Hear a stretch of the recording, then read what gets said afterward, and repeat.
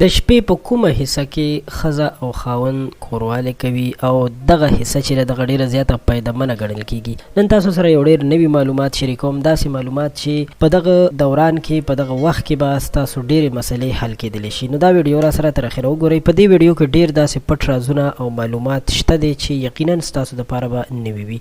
درنو دوستانو، تاسو ته معلومه ده چې کله یو هلک او جینۍ واده وکړي، یعنی د یو هلک او جینۍ په صحیح طریقه په شریعت محمدي سره نکاح وشي، نو دغه نکاح نه پس د دوی دپاره کوروالی حلال شي. خو زیات داسې ترسیدلي ځوانان وي یا جینکۍ وي چې هغوی وخت نه وخت نه ګوري، په هر وخت کې هغوی کوروالی کوي، که غرمه وي که ماسخوتن وي که د نیمې شپې وخت وي، خو چې وخت ورته پیدا کېږي نو دوی دغه خپل ارمان، دغه خپل زړه کې چې دوی تمنا وي او دغه کوروالی وي دا پوره کوي. نو د دې په باره کې دوی ته ډېر زیات نقصانات هم پیښېدلی شي. نو تاسو سره به نن دا معلومات شریکوو چې څنګه د دغه نقصاناتو نه ځان وساتو، څنګه خپل صحت روغ او صحتمند وساتو. نو د دې لپاره دا ویډیو تر اخره وګورئ. درنو دوستانو، د شپې هغه حصہ چې ډیره زیاته بختوره او ښه حصه وي، ستاسو صحت پکې هم روغ پاتې کېدلی شي، نو هغه هم در سره شریکوو. ځکه چې د ټولو نه لومړی خو دا خبره ده چې کله تاسو خوراک وکړئ د شپې، یعنی ډیر خوراک وکړئ، نو د خوراک پسې سمدست تاسو دا کوشش مه کوئ چې تاسو کوروالی وکړئ.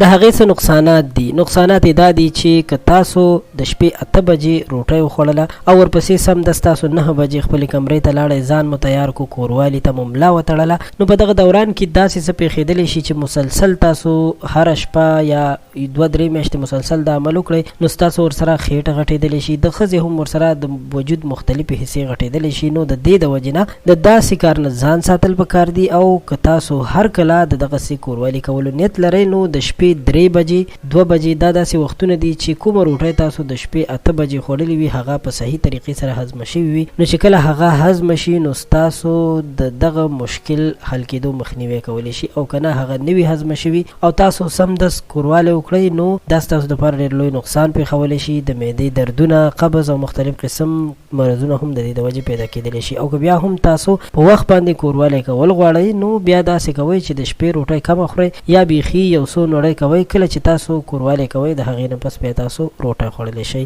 ستاسو مننه چې ویډیو مو را سره تر اخره وکتله. امید لرم چې دا معلومات به ستاسو خوښ شوي وي. زموږ چینل در سره هم